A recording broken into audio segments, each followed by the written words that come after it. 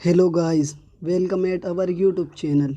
आज की वीडियो में हम पढ़ेंगे 11th क्लास की हिस्ट्री का चैप्टर नंबर 7 जिसका नाम है बदलती हुई सांस्कृतिक परंपरा।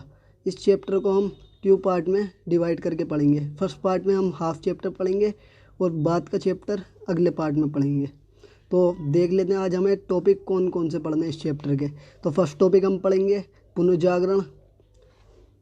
सेकंड टॉपिक हम पढ़ेंगे प्रिंटिंग प्रेस वाला टॉपिक पढ़ा जाएगा हमारा सेकंड। और थर्ड टॉपिक जो हम पढ़ेंगे वो पढ़ेंगे हम लियोनार्डो दा विंसी वाला। और फोर्थ टॉपिक जो है हमारा वो पढ़ेंगे गैलीलियो वाला, यीशु की सोसाइटी, मानववाद विचार की विशेषताएं पढ़ेंगे। 16वीं शताब्दी में महिलाओं की स्थिति के बारे में पढ़ेंगे। तो गाइस ये सारे टॉपिक आज हम कवर करने वाले हैं इस चैप्टर के अंदर। तो स्टार्ट करते हैं आज की वीडियो।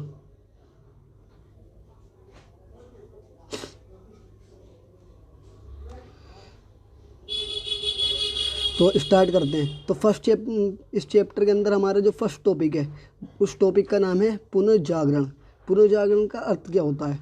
पुनर्जागरण एक फ्रांसीसी शब्द है जिसका अर्थ है पुनर्जन्म। यानी कि ये शब्द जो फ्रांस भाषा से लिया गया है, फ्रांस की भाषा है जिसका नाम है फ्रांसीसी, उस भाषा से लिया गया है ये शब्द जिसका अर्थ है पुनर्जन्म। पुनर्जागरण की शुरुआत सबसे पहले इटली में हुई, फिर ये रोम, वेनिस और फ्लोरेंस में फैल गया।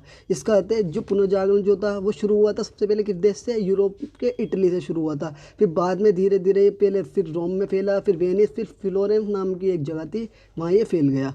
पुनर्जागरण ने लोगों में समानता की भावना पैदा की, समाज में व्याप्त विश्वासों और रिवाजों पर हमला किया। जो पुनर्जागरण जब आया तो लोग जो थे वो बहुत ज़्यादा एजुकेटेड से हो गए थे। उन के जो थे पुराने अंधविश्वास थे वो सारे ख़त्म हो गए थे लोगों के, और नई भावना आ गई थी उनके के अंदर, नया सोच विचार आने लग गए थे। लोग एक दूसरे को समानता इसका व्यवहार कर रहे थे एक दूसरे के साथ। आते हैं नेक्स्ट पे। पुनर्जागरण काल के साहित्य ने लोगों की राजनीतिक सोच में एक महान परिवर्तन लाया। तो किस तरीके का लोगों की सोच में परिवर्तन आया था पुनर्जागरण के टाइम, उसके बारे में हम आज पढ़ेंगे। तो पहला परिवर्तन जो था वो था पुनर्जागरण पुरुष। अब पुनर्जागरण पुरुष का मतलब क्या होता है? पुनर्जागरण पुरुष ऐसे व्यक्ति को कहते हैं जिसे कई सारे कौशल आते हैं। यानी कि एक शख्स है वो चित्रकार कला भी जानता है, शिल्पकार भी जानता है और अलग तरह के काम भी जानता है।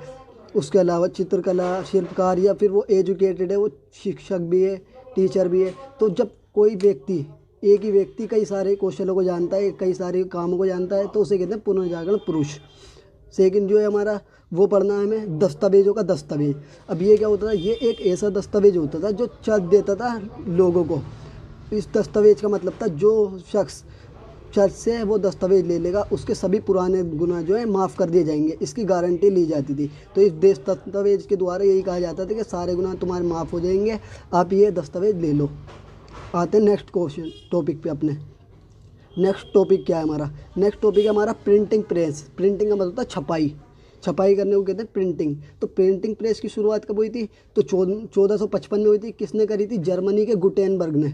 तो पेपर में आ सकता है क्वेश्चन के 1455 में गुटेनबर्ग ने प्रिंटिंग प्रेस का आविष्कार करा था। अगर हम यूरोप के आधार पे देखें तो यूरोप में जो स्थापित हुई थी सबसे पहले प्रिंटिंग प्रेस वो हुई थी 1477 में। किसने करी थी? कैक्सटन नाम के व्यक्ति थे।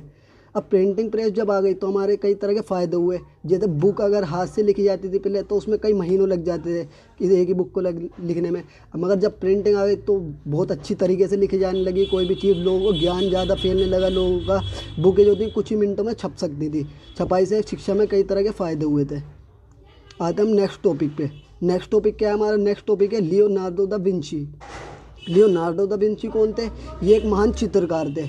कौन थे? ये एक महान चित्रकार थे और इनका जन्म जो हुआ था फ्लोरेंस में हुआ था।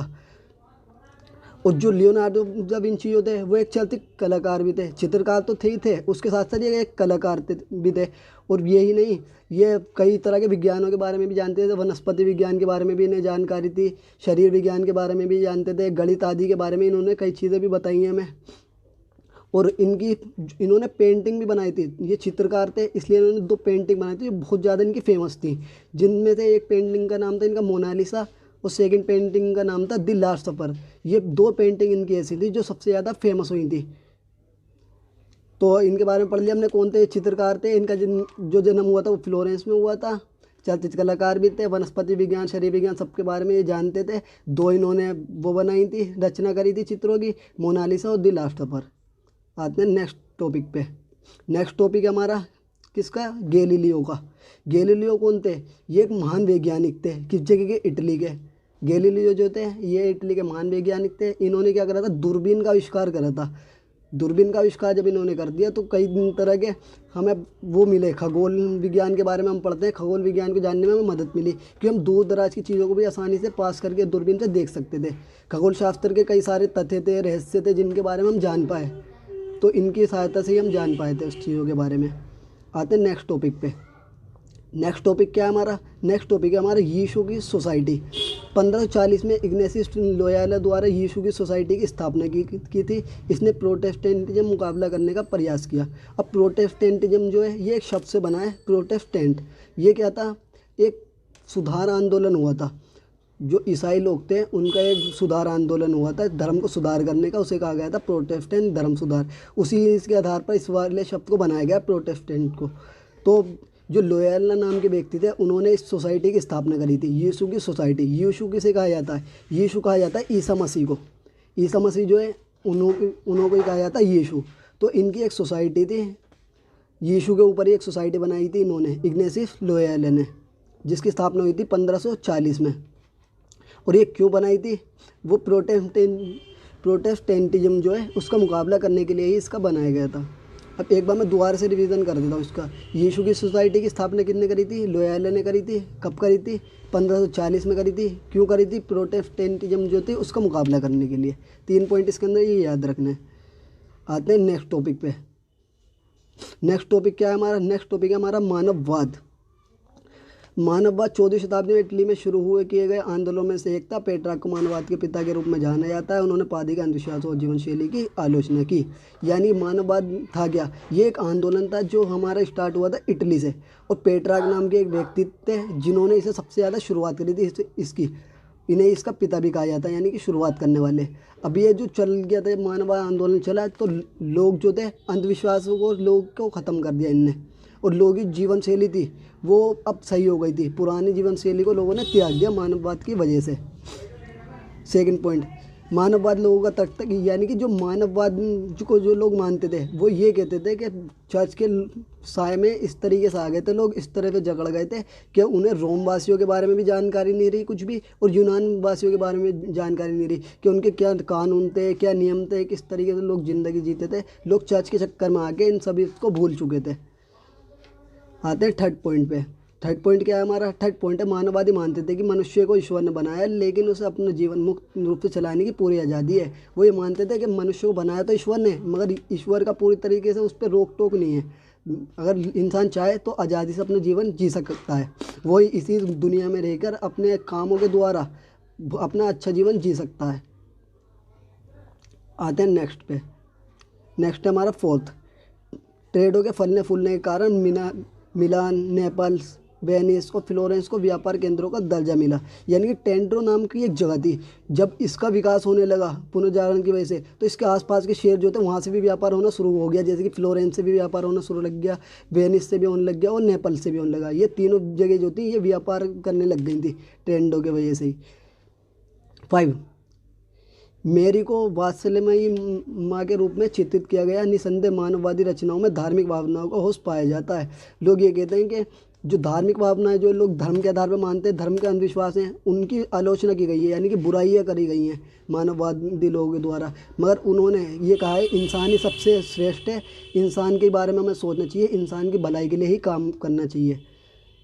आते हैं सिक्स पे।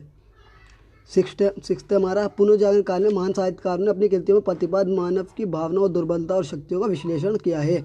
यानी कि जब पुनर्जागरण का काल था उस टाइम के जो साहित्यकार थे, यानी कि लिखने वाले, तो उन्होंने किसी धर्म के बारे में नहीं लिखा, उन्होंने लिखा मानव के बारे में कि मानव की क्या शक्तियाँ हैं, क्या उसकी दुर्बलता है, वो क्या सोचता है दूसरों के बारे में, उसकी अपनी क्या इच्छाएँ, इन सब के बारे में उन्होंने वर्णन किया है। सेकंड जो है, अब आते हैं आगे 7th, उन्होंने अपनी कृतियों के केंद्र के रूप में धर्म व ईश्वर के स्थान पर मानव को रखा। इस युग की प्रमुख साहित्यिक कृतियों में डिवाइन कॉमेडी, यूटोपिया, हैमलेट आदि प्रसिद्ध हैं। यानी कि जो साहित्यकार थे उन्होंने सबसे ज़्यादा जो लिखा है वो ईश्वर के बारे में नहीं लिखा, उन्होंने मानव के बारे में लिखा है कि मानव किस तरीके से जीवन जी रहा है, ये सब उन्होंने बताया। तो इसी के ऊपर कई रचना भी हुई है, कृतियाँ बनी, ऐसी कॉमेडी नाम की एक कृति थी, एक यूटोपिया नाम की थी, एक हेमलेट आदि आदि जो है ये सब लिखी गई थी मानव के ऊपर पुनर्जागरण काल के अंदर ही। अब आते हैं नेक्स्ट पे। नेक्स्ट टॉपिक क्या है हमारा? नेक्स्ट टॉपिक है मानववादी विचार की विशेषता। जो मानववाद फैल रहा था इसकी विशेषता क्या है? मानववादी वे गुरु थे जिन्होंने व्याकरण, अलंकार, काव्य, इतिहास और नैतिक दर्शन का पाठ पढ़ाया था। यानी मानववादी थे कौन? यानी ऐसे लोग होते थे जो लोगों को बताते थे व्याकरण क्या होती है, अलंकार क्या होता है, काव्य क्या होता है, जो लोगों को इन सब चीज़ों के बारे में बताते हैं उन्हें कहा जाता था मानववादी। इन्होंने इस बात पर जोर दिया कि प्राचीन यूनानी और रोम लोगों की संस्कृति के संदर्भ में कानून का अध्ययन किया जाना चाहिए। जो मानववादी लोग थे वो कहते थे कि हमें यूनानी लोग जो हैं उनके बारे में और रोमन लोगों की जो संस्कृति है इसके बारे में हमें जानकारी रखनी चाहिए, क्योंकि इनकी संस्कृति बहुत ज़्यादा श्रेष्ठ है, यानी उच्च क्वालिटी की है। अब आते हैं आगे। थर्ड क्या है हमारा? थर्ड है उन्होंने सिखाया कि व्यक्ति सिर्फ अपने जीवन को धर्म, शक्ति और धन के अलावा अन्य माध्यम से आकार दे सकता है। यानी वो ये मानते थे ज़रूरी नहीं है तुम अगर अच्छा जीवन जीना चाहते हो तो धर्म, शक्ति और धन ही चाहिए तुम्हें, इसके अलावा भी अन्य बहुत सारी चीज़ें हैं जिसकी वजह से आप अपनी जीवन को अच्छी तरीके से जी सकते हो। आते हैं नेक्स्ट पे। नेक्स्ट है हमारा फोर्थ क्या है हमारा? इंग्लैंड में थॉमस मोरे और हॉलैंड में इरास्मस जैसे ईसाई मानववादियों ने आम लोगों से पैसे निकालने के लिए चर्च और उसके लालची रिवाजों की आलोचना की। यानी इंग्लैंड में रहने वाले एक व्यक्ति, इनका नाम था थॉमस, और एक हॉलैंड के रहने वाले थे इरास्मस। इन दोनों ने क्या करा था? जो चर्च लोगों से गलत तरीके से पैसे वसूल रहा था उस सब की इन्होंने आलोचना की। इन्होंने कहा कि चर्च सही नहीं कर रहा है, उनके साथ चर्च को ऐसा नहीं करना चाहिए। अब आते हैं फिफ्थ पे। फिफ्थ में क्या है? कुछ मानववादियों का मानना था कि अधिक धन पूर्ण था और खुशी के खिलाफ नैतिक दोषी बनाने के लिए ईसाई धर्म की आलोचना की। वे ये भी मानते थे कि इतिहास का दिन मनुष्य को पूर्णता के जीवन के लिए प्रयास करेगा। वो ये मानते थे। इसका मतलब क्या है? इसका मतलब है कि ज़्यादा धन होना हमारे लिए ज़रूरी नहीं है, हमें मेनली जो है अच्छा जीवन जीना है, और अच्छा जीवन कम धन के द्वारा भी जिया जा सकता है। जो ईसाई धर्म में जो फालतू के रीति रिवाज चल गए जिसकी वजह से लोगों के पैसे ठगे जा रहे हैं, इन सब की इन्होंने आलोचना की कि ईसाई धर्म के जो पादरी हैं वो ये सही नहीं कर रहे हैं, लोगों से गलत तरीके से पैसे वसूल रहे हैं। आते हैं सिक्स्थ पे। सिक्स्थ क्या हमारा? सिक्स्थ है उन्होंने 15वीं शताब्दी की अवधि के लिए आते नेक्स्ट पे। उन्होंने 15वीं शताब्दी की अवधि के लिए मनुष्य को पूर्णतः जीवन के लिए प्रयास करता है। उन्होंने 15वीं शताब्दी की अवधि के लिए आधुनिक शब्द का इस्तेमाल करा। यानी कि अगर पेपर में आता है कि आधुनिक शब्द का इस्तेमाल क्यों करा गया, किस चीज़ के लिए कहा गया, तो 15वीं शताब्दी जब आई थी उसके लिए करा गया था इस्तेमाल आधुनिक शब्द का। आते नेक्स्ट पे। 16वीं शताब्दी में महिलाओं की स्थिति क्या थी? यानी जब पुनर्जागरण काल चल रहा था उस टाइम पे 16वीं शताब्दी आई तो महिलाओं की क्या जीवन जी रही थी, महिला कैसा जीवन महिला व्यतीत कर रही थी, बिता रही थी। सबसे पहला पॉइंट है महिलाओं को कारोबार में परामर्श आदि देने का अधिकार नहीं था। यानी कि जो घर के पुरुष जो कारोबार करते थे इस तरीके महिला जो कारोबार थी वो नहीं कर सकती थी। दूसरा दहेज, जब दहेज नहीं होता था, जब किसी लड़की की शादी करी जाती थी और दहेज ना होने के कारण क्या करा जाता है, लड़कियों को भिक्षुणी बना दिया जाता था। भिक्षुणी किन्हें कहते हैं? भिक्षुणी कहते हैं जो लोग अकेली रहती हैं, लड़कियां अकेली रहती हैं और भीख मांग के ज़िंदगी गुजारती हैं, उन्हें कहते हैं भिक्षुणी। तो उन्हें भिक्षुणी बनना पड़ता था अगर उनके घर पर दहेज नहीं होता था देने के लिए शादी में। थर्ड है हमारा, थर्ड है सार्वजनिक जीवन में आते हैं 2 पे। दहेज। सार्वजनिक जीवन में महिलाओं की भागीदारी कम थी। यानी जो आम जीवन होता है, लोगों का रहन सहन होता है, सारे काम करते थे, ज़्यादातर पुरुष ही करते थे, महिलाओं को ज़्यादा काम करने की अनुमति नहीं दी गई थी। व्यापारी परिवार में महिलाओं को दुकानों को चलाने का अधिकार था। यानी जिन परिवारों के लोग व्यापार करते थे उनकी महिलाओं को दुकान दे दी जाती थी कि तुम दुकान को संभालो, वो दुकान को संभालती थी। फिर आते नेक्स्ट पे। नेक्स्ट क्या? कुछ महिलाओं ने बौद्धिक रूप से रचनात्मक कार्य जैसे कि वेनिस निवासी कसांद्रा फेडले जो यूनानी और लातिनी भाषा की विद्वान थी। यानी ज़रूरी नहीं है सारी महिलाओं के साथ ऐसी व्यवहार हो रहा था, मगर कुछ महिलाएं ऐसी थी जो इस सबसे ऊपर उठ गई थी। उन्होंने क्या करा, जैसे कि एक महिला थी जिनका नाम था फेदले, कसांद्रा फेदले। वो एक बहुत बड़ी विद्वान बन गई थी यूनानी और लातिनी भाषा की। और ऐसी हमारी थी मंटुआ की मार्चिसा इसाबेली दी इस्ते, जिन्होंने अपने पति की अनुपस्थिति में राज्य पर शासन किया, यानी कि मटुआ की जो मासी चिसा ईसाबेला दी स्थिति, उन्होंने शासन करा था जब उनके पति नहीं थे राज्य के अंदर। तो जिस तरीके से राजा कार्य करता इस तरीके से इन्होंने भी कार्य करा था। तो गाइज आज का चैप्टर हमारा ख़त्म होता है यहीं पे।